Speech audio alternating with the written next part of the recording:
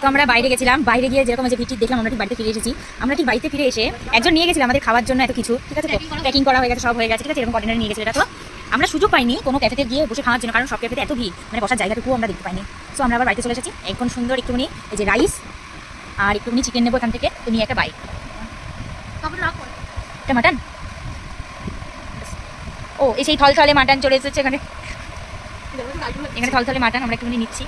এই যে নিলাম, সুন্দর, উমা একদম খুব সুন্দর হয়েছে, দেখেই বোঝা যাচ্ছে, একদম সবার আবার লাল লাল ঝাল ঝাল। সো আমি নট ফুড ব্লগার, আমি একটু দেখি টেস্ট করে খাওয়া যাক। মানে অসাধারণ হয়েছে আজকে, হট করে এত সুন্দর একটা খাবার।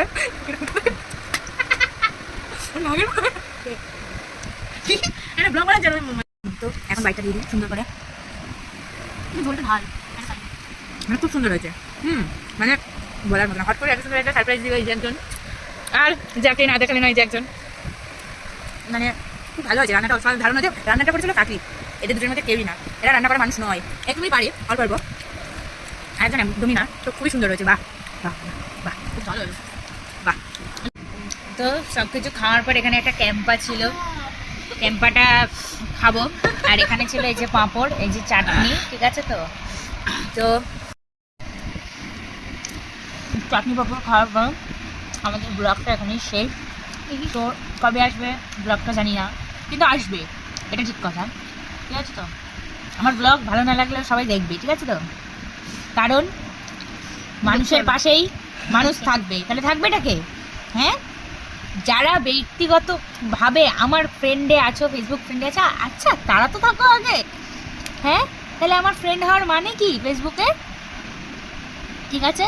সাপোর্ট মাই পেজ, ওকে। অসাধারণ, বাহ, 2 মিলিয়ন কারোর। তো যারা ফ্রেন্ড আছে তারা তো অবশ্যই একটা লাইক কমেন্ট করেছে তো পারো না, ভুল হোক ভালো হোক একটা গালাগালি ব্লগটা আমাদের এখানে শেষ আছে, ঠিক আছে। তো আমি এই প্রত্যেক দিনই বাড়িয়ে খাওয়া দাওয়া করেছি, তো ব্লগটা এখানেই শেষ, টাটা বাই বাই, সিও।